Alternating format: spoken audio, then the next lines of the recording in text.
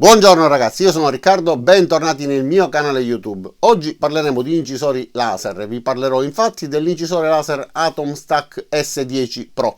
Già vi ho recensito un paio di incisori della Atom Stack, questa è una nuova versione, dovrebbe essere l'evoluzione dell'X7 Pro che vi ho già recensito, infatti oggi non scenderò tantissimo nei dettagli, ma per alcune cose vi rimanderò all'altra recensione. Hanno praticamente il 99% delle cose in comune. Adesso guarderemo cosa sono riuscito ad ottenere delle incisioni con una qualità davvero molto apprezzabile. Vi farò vedere ovviamente la macchina da vicino, tutte le varie caratteristiche eccetera. Guarderemo tutto quello che ho inciso anche sul vetro, sulla plastica. Sono riuscito a ottenere dettagli, delle stampe con effetto fotografico, insomma davvero una macchina molto valida. Vi lascerò ovviamente anche il link nel primo commento e nella descrizione per poter vedere il prezzo aggiornato, perché come sapete questi articoli variano sempre nel tempo, ci possono essere promozioni, codici di sconto eccetera, quindi se io vi dico un prezzo ora, poi fra 2 o 3 mesi guardate il video, il prezzo sarà completamente diverso, quindi andate a dare giù un'occhiata nel primo commento e nella descrizione, sperando di riuscire ad ottenere anche un codice di sconto. Adesso cambiamo inquadratura, guardiamo i vari tagli, le varie incisioni, tutto ciò che sono riuscito ad ottenere.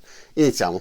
E allora guardiamo quindi l'incisore laser da vicino. La struttura è tutta in alluminio con un'area di incisione di 41 x 40 cm, quindi molto abbondante. Sulla parte frontale abbiamo questo controller, sopra abbiamo un fungo di emergenza, premendolo ci permette di spegnere la macchina, quindi interrompere rapidamente l'incisione. Questo è l'ingresso per l'alimentazione, cavo USB per collegarlo al computer, tasto di accensione e tasto di reset. Sulla sinistra abbiamo un'etichetta con riportato il modello e alcune caratteristiche tecniche, invece sulla destra abbiamo un'altra etichetta con alcune informazioni importanti riguardanti la sicurezza. Ricordatevi che il laser non è un giocattolo, quindi va utilizzato con prudenza, proteggete gli occhi, evitate di respirare i fumi e areate per bene i locali, perché se incidete o tagliate qualche materiale che possa sprigionare sostanze tossiche, ovviamente rischiate di respirarle, quindi lavorate con prudenza quando utilizzate i laser. All'interno abbiamo una scheda madre a 32 bit ed è possibile sia stampare offline, quindi utilizzando una scheda inserita nel controller e comandando tramite questo display touch, oppure utilizzando i classici software come Laser Barn oppure Laser GRBL. Il primo è a pagamento, il secondo invece è un software gratuito, è possibile scaricare e utilizzare per poter fare le nostre incisioni, ovviamente un po' più limitato, però permette di ottenere dei risultati come quelli che state vedendo adesso. Vi faccio vedere anche un rapidissimo unboxing e anche il video del montaggio molto velocemente.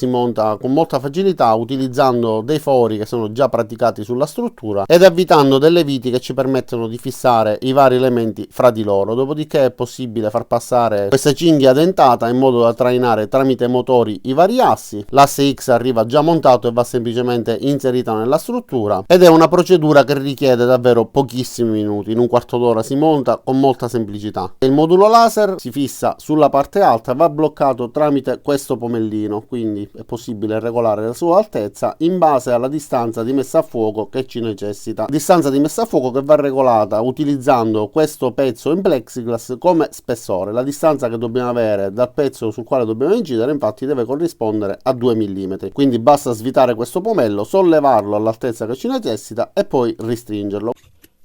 Anche questo è il corpo completamente in alluminio. Nella parte frontale abbiamo questo schermo specchiato che permette di filtrare i raggi dannosi, anche se io vi consiglio sempre di utilizzare degli occhiali protettivi di ottima qualità, evitate di utilizzare quelli che vengono dati in dotazione. Questo quindi è un modulo laser da 10 watt a diodo. All'interno vengono emessi 2 raggi laser da 5 watt che si sommano tramite una combinazione di specchi e ci restituiscono una potenza finale di 10 watt, come riportato su questa etichetta, e ci permettono di ottenere una lunghezza di fuoco adatta a poter eseguire dei tagli, almeno dichiarano, su 20 mm. In realtà però non sono riuscito ad andare oltre gli 8 mm di taglio, che comunque per un lavoro hobbistico sono più che sufficienti. E infatti questi sono i tagli che sono riuscito ad ottenere e che ora guarderemo per bene. Sono riuscito a ottenerne anche un altro, ma su un materiale molto più sottile, che secondo me è quello che viene più utilizzato nell'ambito hobbistico e non solo. Ma torniamo a parlare anche di qualche altra caratteristica di questo modulo laser. Ha un punto laser piccolissimo, quindi di 0,08 mm per 0,08 mm. Questo permette una buona precisione sia per quanto riguarda i dettagli che per quanto riguarda la sua capacità di taglio. Sommato alla lunghezza di messa a fuoco rende i tagli molto facili e puliti, ma soprattutto rende molto precise le incisioni. Guardate su questo holder della mia IQOS come sono riuscito a ottenere dei dettagli molto definiti di questa bottiglia di Jack Daniels, davvero un'ottima qualità. Tutti i dettagli, anche più piccoli, sono stati incisi con molta precisione. Mi piace tantissimo la qualità, la definizione, e questo è possibile grazie alla dimensione ridotta del punto laser. E di ogni incisione guarderemo ovviamente un time lapse e qualche ripresa dettagliata sia della macchina in funzione che dell'incisione in sé.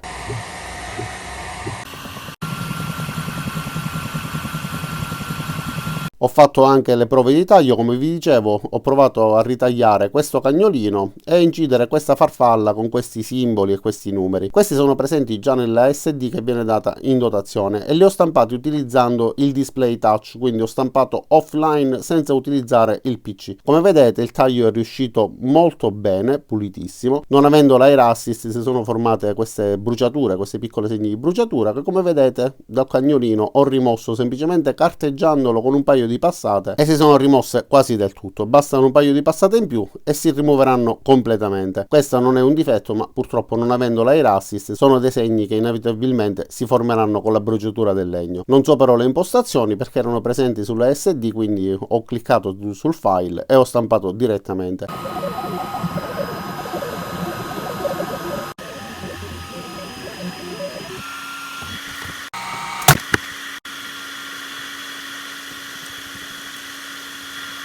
Questa farfalla invece è secondo me un file di test, infatti permette di incidere delle parti molto piccole, dettagliate e complesse, come questi ghirigori sulla sinistra, questi pallini affiancati. Come vedete sono stati incisi davvero molto bene, mi piace come incisione, ma anche di questa non so dirvi nessuna caratteristica. Comunque il risultato finale è molto gradevole. Sulla parte posteriore invece ho inciso il viso di questa modella. Onestamente non so chi sia, ma l'ho scaricato direttamente da Google. Ho scelto di incidere questo volto perché ha diverse tonalità di grigio, diverse profondità e ombreggiature, più i dettagli dei capelli, gli occhi, eccetera.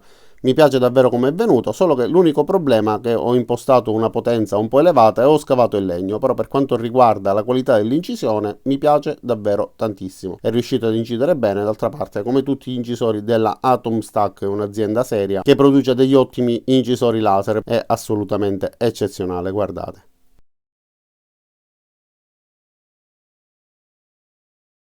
Adesso andiamo avanti e guardiamo cos'altro sono riuscito ad incidere. Questo è un portachiavi che ho inciso per la mia bici, come vedete inciso benissimo nei minimi dettagli, poco impastato nei raggi delle ruote dove c'è la corona vicino ai pedali, però per il resto inciso benissimo, un'immagine vettoriale davvero di alta qualità. E la stessa cosa ho fatto su questo pezzo di cuoio, inciso perfettamente, anche in questo caso dove ci sono i raggi sembra impastato, però se guardate con attenzione è stato inciso tutto con molta precisione.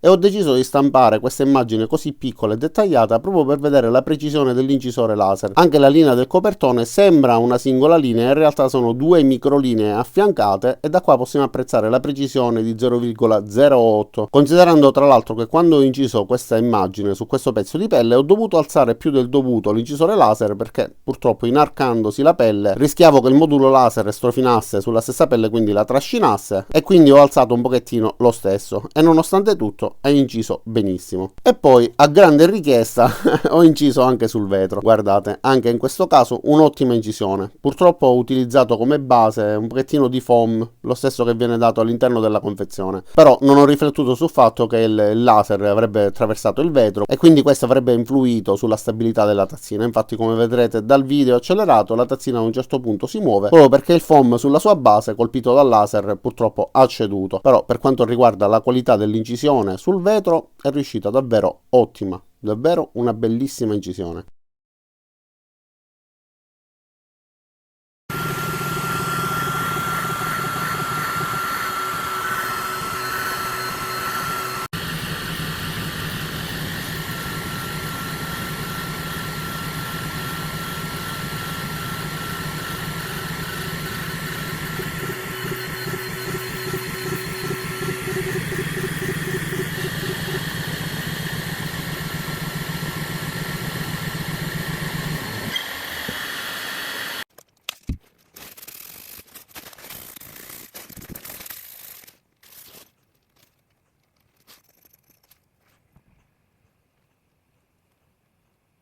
E adesso guardiamo i tagli. Ok, già un pezzo si è staccato. Questo è il primo che ho eseguito. Voglio farvi vedere la differenza di utilizzo con il laser a massima potenza, quindi con una bruciatura, oppure con una potenza più bassa e più passaggi.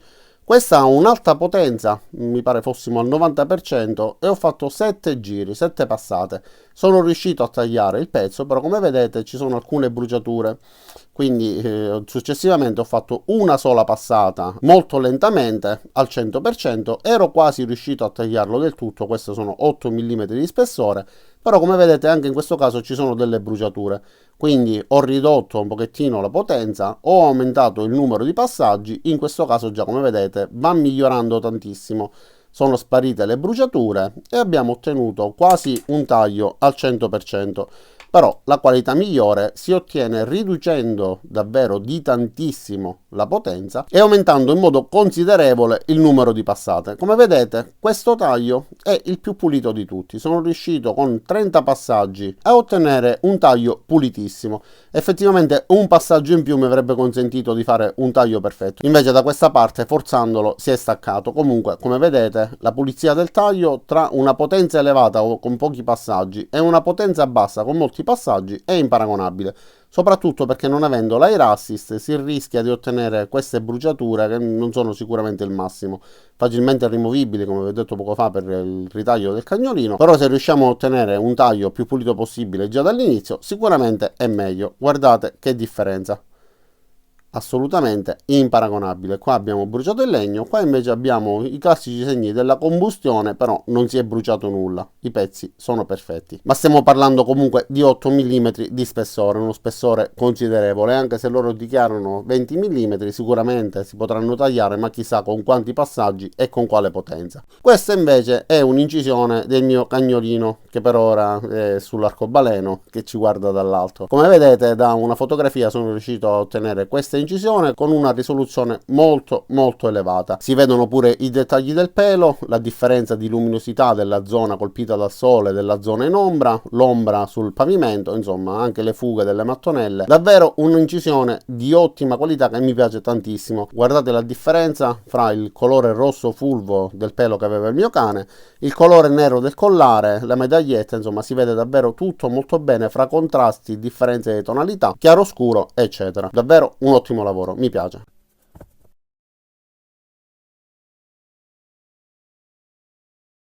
E adesso diamo un'occhiata anche al display touch che ci permette di utilizzare la macchina senza dover utilizzare per forza il computer. Quindi l'accenderò, sentirete le ventole, soprattutto quelle del modulo laser che vista la potenza ha bisogno di una buona reazione e effettivamente non sono proprio silenziosissime. Ok.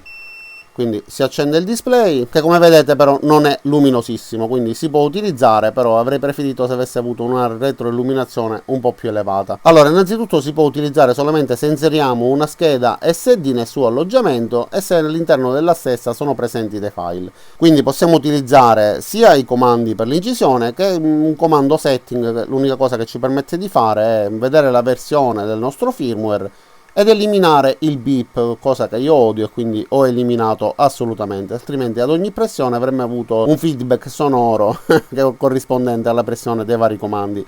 Allora, premiamo su Carve e abbiamo quindi i due file da stampare. Una è la farfallina, l'altra invece è il cagnetto che vi ho fatto vedere poco fa, che ho ritagliato.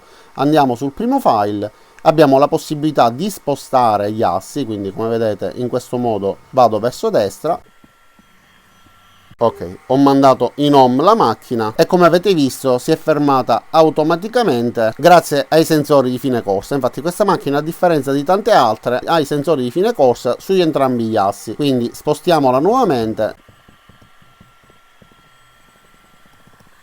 Perfetto, come vedete abbiamo la possibilità di spostarla al nostro piacimento, mandarla su home, decidere anche di quanto spostarla, quindi 0,1, 1 mm oppure 10 mm. Abbiamo anche la possibilità di dire che questa deve essere la posizione nella quale deve incidere e poi la possibilità di avere il frame, quindi l'incisore proietterà un punto laser che ci farà capire quale sarà l'area nella quale andrà ad incidere. Non dovrò fare una vera e propria incisione, però vi farò vedere quale sarà il comportamento dell'incisore laser, quindi posiziono il pezzo un po' meglio e vi faccio vedere quello che è possibile fare tramite il controller. Quindi gli diciamo che questa deve essere la posizione nella quale deve incidere, mi dà conferma, dopodiché possiamo fare la proiezione del frame. Avremo una proiezione a bassa potenza del laser sul pezzo che vorremmo incidere. Questo ci darà la possibilità di posizionare correttamente lo stesso sotto il laser. Quindi premo su frame e vedrete che il laser quindi si muoverà e avrò la possibilità di posizionare per bene il pezzo. Ok, in questo modo come vedete sono sicuro che la proiezione è all'interno del pezzo che voglio incidere e che quindi l'incisione verrà posizionata correttamente. Dopodiché posso premere play e successivamente si avvierà l'incisione, che adesso ovviamente non farò. Durante l'incisione abbiamo la possibilità comunque ancora di interagire con l'incisore laser, possiamo variare la potenza, possiamo variare la velocità, ma possiamo anche interrompere la stessa incisione sia dal comando presente sul display che dal fungo di emergenza. E il display touch ha la parte posteriore magnetica, quindi possiamo fissarlo su qualunque superficie. In realtà andrebbe fissato sopra il pannello dei comandi, però si può utilizzare su qualunque struttura metallica in modo da posizionarlo in base alle nostre esigenze. Quindi ragazzi, cosa dire? In poche parole, questo incisore laser è come l'X7 Pro, solo che ha una colorazione differente e forse qualche aggiornamento che io non conosco. Però come incisore laser, avete visto, riesce ad ottenere, sia per quanto riguarda le immagini fotografiche che per quanto riguarda la riproduzione di immagini molto dettagliate, dei risultati davvero molto elevati. Per quanto riguarda i tagli mi sono fermato a 8 mm, non sono riuscito a tagliare di più. Ho fatto in realtà alcune prove vedendo come si comportasse. In questo caso sono arrivato quasi a 12 mm, però come vedete la potenza poi era molto elevata. Anche aumentando il numero di giri e riducendo la potenza comunque non sono riuscito ad andare oltre i 12 mm.